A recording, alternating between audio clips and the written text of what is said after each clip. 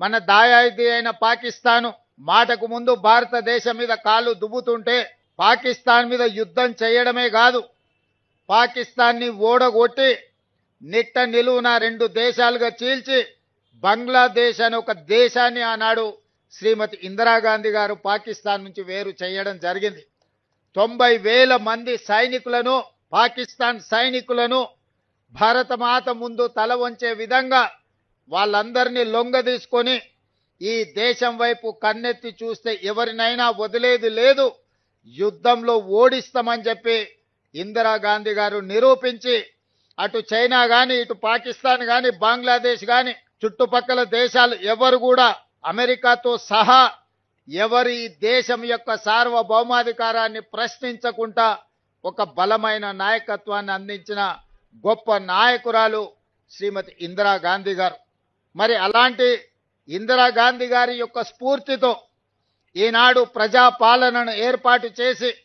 2 సంవత్సరాలు పూర్తి చేసుకుంటున్న సందర్భంలో శ్రీమతి సోనియా గాంధీ గారి సంకల్పం వల్ల, వారి రాజకీయ త్యాగం వల్ల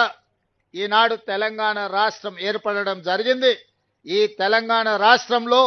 కాంగ్రెస్ పార్టీ ఏర్పాటు చేసుకున్న ఈ ప్రభుత్వం 2 సంవత్సరాల ఉత్సవాలను నిర్వహించుకోబోతున్నది. అందుకే ఈనాడు మహిళలకు స్థానిక సంస్థల్లో రిజర్వేషన్లు ఇవ్వడమే కాదు, మహిళలకు సంబంధించి స్వయం సహాయక సంఘాలలో 0 వడ్డీతో సహా ఈనాడు సంఘాలకు పెట్రోల్ బంకులు అందించిన, ఈనాడు సంఘాలకు 27,000 కోట్ల రూపాయల బ్యాంకు రుణాలను అందించిన, ఈనాడు ఆర్టీసీలో మహిళలు ఉచితంగా బస్సు ప్రయాణం చేయడమే కాదు 1000 ఆర్టీసీ బస్సులకు యజమానులను చేసిన, ఈ రోజు ప్రతి కార్యక్రమాన్ని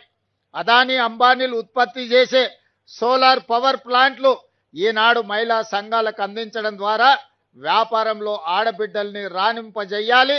ఆర్థికంగా వాళ్లకు వెసులుబాటు కల్పించాలి అని ఈనాడు మన ప్రభుత్వం ప్రయత్నం చేస్తున్నది. బట్టి విక్రమార్క గారు స్వయంగా ఈ సంఘాలకు సంబంధించిన బ్యాంకు రుణాలతో పాటు సోలార్ పవర్కి సంబంధించి కూడా ఈనాడు ప్రత్యేకమైన కార్యాచరణ తీసుకొని ముందుకు వెళ్తున్నాం.